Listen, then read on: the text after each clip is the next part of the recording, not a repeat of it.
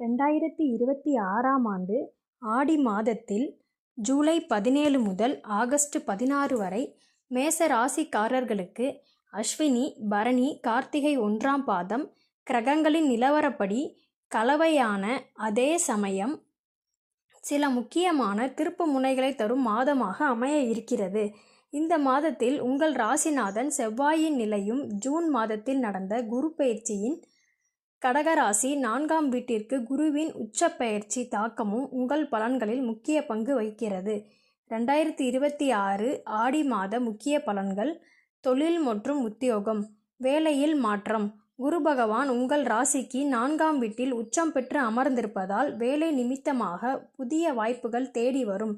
உத்தியோகத்தில் இருப்பவர்களுக்கு சராசரியான பலன்கள் இருந்தாலும் உங்கள் உழைப்பிற்கான அங்கீகாரம் மெதுவாக இருக்கும். தொழில் முனைவோர் கவனத்திற்கு. கூட்டு வியாபாரம் அல்லது பெரிய அளவிலான புதிய முதலீடுகளில் இந்த மாதம் பெரும் ரிஸ்க் எடுப்பதை தவிர்ப்பது நல்லது. வெளிநாடு அல்லது வெளிமாநில தொடர்புகள் மூலம் செய்யும் வணிகத்தில் சாதகமான லாபம் கிடைக்கும். நிதிநிலை மற்றும் சேமிப்பு. வரவும் செலவும். ராகு பகவான் 11ஆம் வீட்டில் இருப்பதால் பண வரவிற்கு பஞ்சம் இருக்காது. ஏதேனும் ஒரு வழியில் வருமானம் வந்து கொண்டே இருக்கும். சேமிப்பில் கவனம்.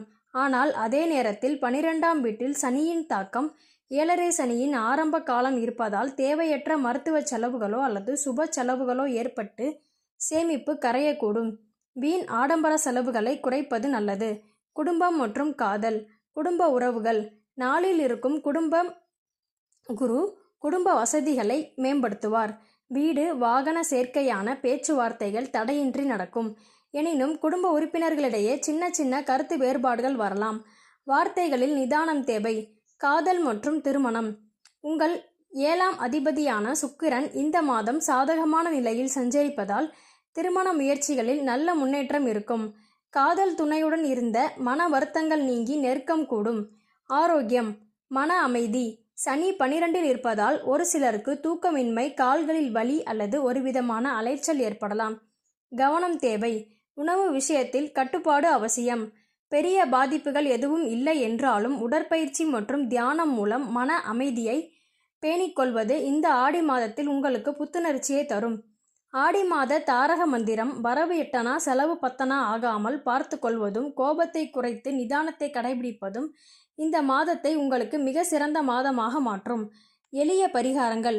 செவ்வாய்க்கிழமைகளில் முருகப்பெருமான் அல்லது அனுமனை வழிபட்டு வரவும்.